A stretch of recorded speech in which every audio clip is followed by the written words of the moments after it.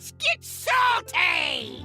Everyone, Zeddy here again with another Whizbang's Workshop card review, and today is Rogue's Day, and starting off we have the return of Sonia. But yeah, of course, she's a little bit different this time. We're gonna go over a new location, some miracle spells and all of that. And if you want to win these cards, we have a giveaway going on for 3 mega bundles, 2 regular paraders in my pocket.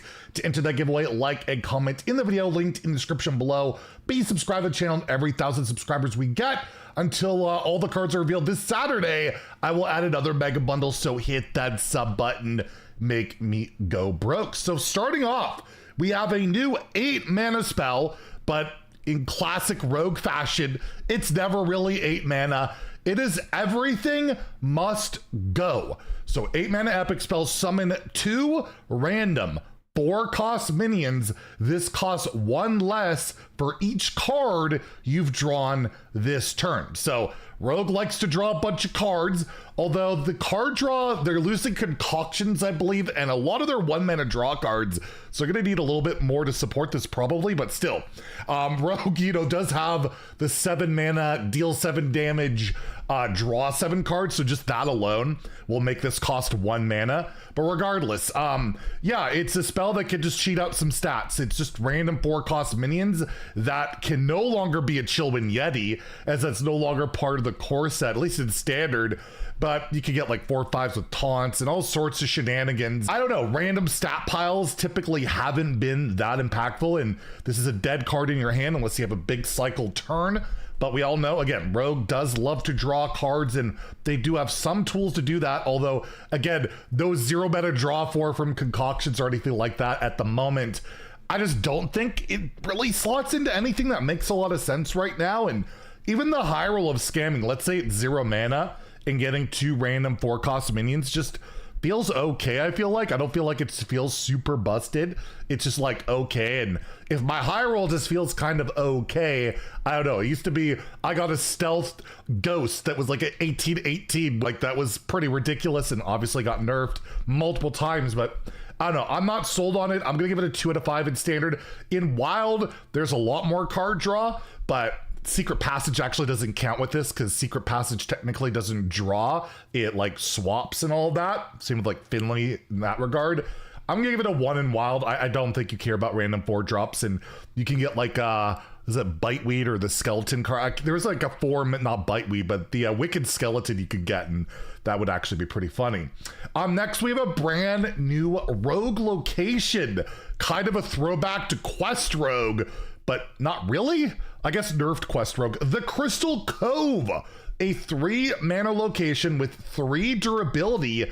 The next minion you summon this turn has its stat set to 4/4. So it doesn't have to be played. If it's a minion generated or summoned by something, you can make that happen. And yeah, I mean, the Crystal Core used to give, or actually does currently in WoW, it got what, reverted. It summons 5/5s. It's just weird that it's 4/4s now, right?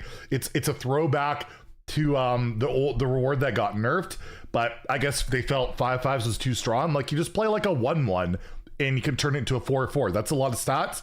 It's +3/+3, and you can do it 3 times. There's a lot of durability on this location. I could see going to like the more aggressive, like in wild in particular, you have the pirate decks like Patches, and you have the 1/3 that you attack and summons a pirate. All that stuff would actually work pretty well with this. But we don't have that stuff currently in standard. We did get a new pirate in the neutral, so we'll see what the cards are later today. But overall, yeah, I just don't know what it really slots into. But I'm not gonna write, again, I think most locations are pretty decent, and this one just gives you that passive ability to give some stats. You got the new South Deckhand is back in the core set. Give that a 4/4 charge and then maybe buff it up a little bit. Like, there are some possibilities for this, so I'll give it a 3 out of 5 since it's a 3 mana location that has 3 durability, but not a 4 because the 4, it should have been a 5/5 like the old quest, but I don't need to relive that too much. So yeah, I'll give it a 3 out of 5 in standard and probably a 2 in wild, where maybe, yeah, the pirate rogues of the world want to play it. It might be worth it, but probably not. Next, we have a throwback to Thistle Te. It's a lot cheaper than the original Thistle Te. This is the Thistle Te set, a 2-mana spell. You discover a spell from another class. Get a copy of it. So you basically get 2 of them. You could get 2 Symphony of Sins, 2 Fireballs, whatever, right? Like, that's a lot of value. And, you know, Tess is still around. Tess will recast those spells twice. And that's a lot of basically value for those Burgle Rogue decks.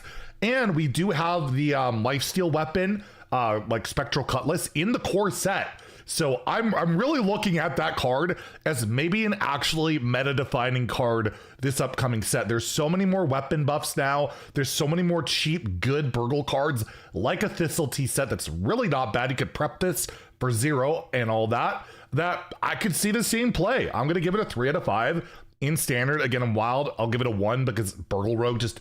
Again, you got like Quest Rogue, you got Mine Rogue, Kingsbane Rogue, Pirate Rogue. You just don't slot that stuff. If you want to have fun in wild, you can play this, but I just don't think it's competitive. But in standard, I think this actually does have a shot for relatively cheap, getting 2 spells that you get to discover, right? Like, that's a big incentive. You're not just getting it randomly, you get to pick it. I think that I think Cutlass Rogue might be a thing. Even though like core set cards aren't usually meta defining, I feel like a Spectral Cutlass is something to absolutely look out for. And then last, we have the return of Sonia, and she's not a Shadow Dancer, I think that's what she was before. She's a Water Dancer now. A 4-mana 3/3 legendary. After you play a 1-cost card, you get a copy of it that costs 0. So yeah, you get any, I don't know if it'll work if like you prep a 3-mana spell and it's 1 cost, that you would get a copy of that for 0 mana. I feel like it should work that way, but I haven't had clarification. But let's just say like in wild, you play Cold Blood, you get another Cold Blood, you play Passage, you should get another Passage, although interactions over that are pretty weird. But yeah, any 1-cost card that you play, you can double dip and it costs 0. You can play it that turn. That is always a terrifying interaction, right? Making things cost 0. It is limited to 1-cost cards, but let's say you burgle the Druid Aviana they just got, and you get your 1-cost legendaries with that. Then boom, you could play this, or this could go into like a Wishing Well deck where you coin out a bunch of legendaries and then you can Sonia and double dip on that too. Probably way too greedy, but I feel like something along the somewhere this card will break something in some regard. Cards costing 0 just typically do, even if it's 1-cost cards. Again, there's a way to manipulate that, do shenanigans. I'm gonna give it a 4 out of 5. I don't know what it goes into, but I just can't rate a card too lowly that can give you a lot of value that costs 0 that you can spam and maybe do other broken things on top of it. So I'll give it a 4 in standard. In wild, I'll give it a 3 too. There are combo implications all over the place, or maybe it's just a straight up weapon buff card where again, like Deadly Poisons and the guy that like increases durability, they're all 1 cost. It might just be that.